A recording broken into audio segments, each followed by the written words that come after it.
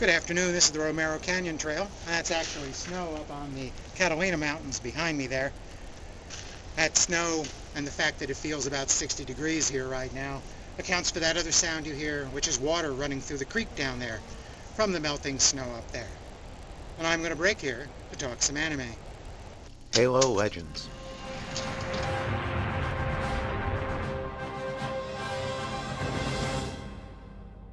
But I never played the game. Believe it or not, for some of us, this is a computer strategy game. This is an action computer game. This is an extreme computer game. And this is a role-playing game. And this is a first-person shooter.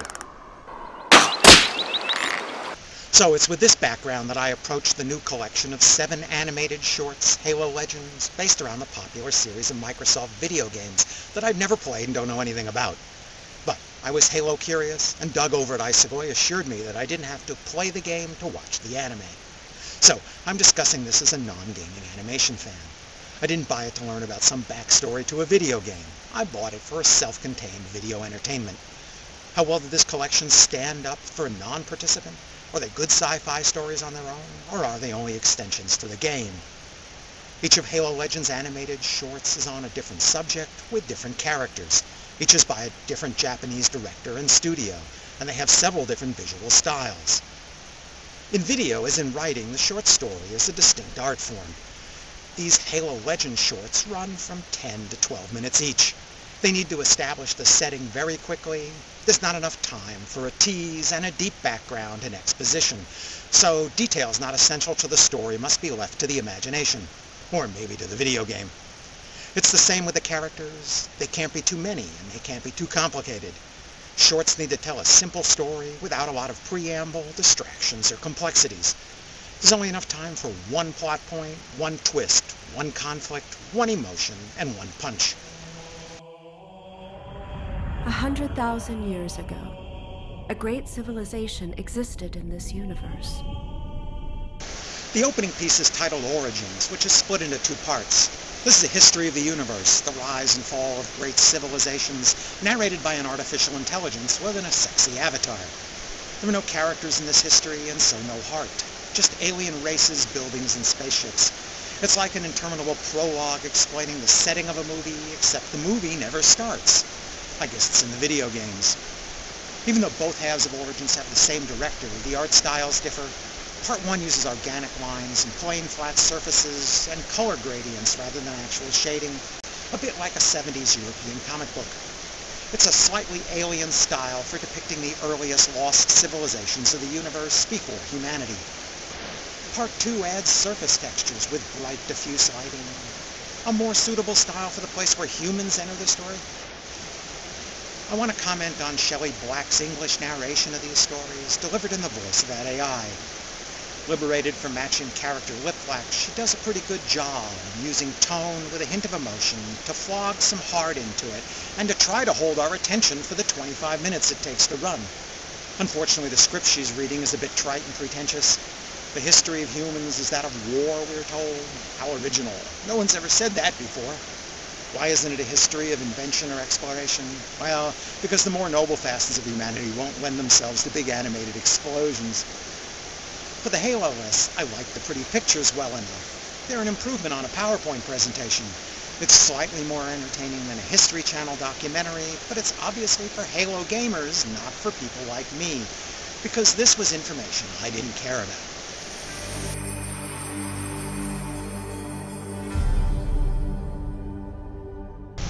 The second piece, Duel, has an actual story.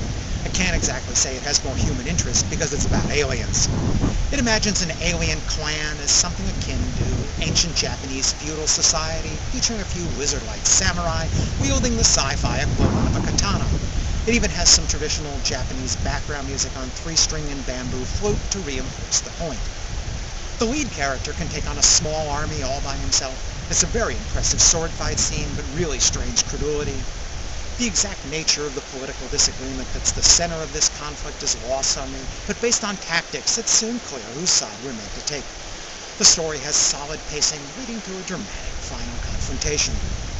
The art for this segment is the most strikingly different of the set.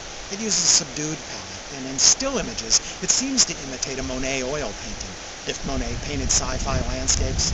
In motion, it's more as if there was a piece of distorted glass or water over the image. I didn't think that style combined well with the underlying CGI production of the combat, which also employed that now familiar mix of slow motion and fast motion and back again.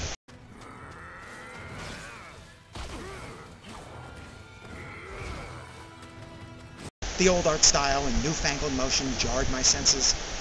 Still, it's good to see a director experiment with a new art style, and the collection of shorts is a perfect vehicle for giving something a try.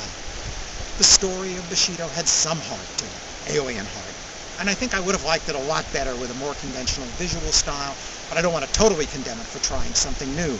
Still, the art style really didn't work. We are completely surrounded. We're dispatching a rescue ship sending coordinates for extraction point. Looks like you and your men are going to have to make your own way to... Wait a sec. What? I know that voice. Is that you? Finally, we get to some humans. Homecoming is a story of some soldiers fighting aliens on a distant planet. The humans are looking to get extracted from a losing battle.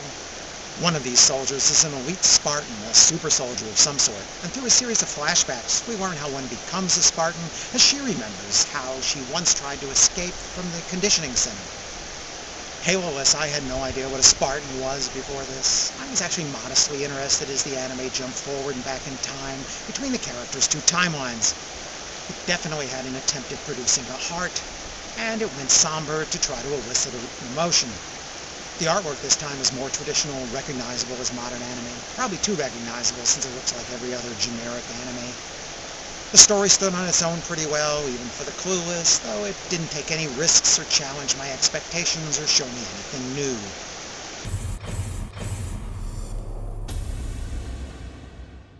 Odd One Out lives up to its title by being the only comedy of the collection. It's about a hotshot, loudmouthed braggart of a soldier, cleverly identified as 1337. His motor-mouthed declarations of elite superiority, even as he's getting whumped by the enemy and shown up by his allies, is amusing for at least a moment. This anime also goes very heavy on barehanded martial arts combat, flying kicks and power punches, rather than the guns and explosives of the other stories, probably because it's directed by Dragon Ball Z director Nishio. The one punchline joke isn't funny enough to sustain the 10 minutes this story takes to watch, and the artwork is, well, pretty much average. Even if you don't want to know, I'll tell you who I am. I am one of the strongest warriors in space.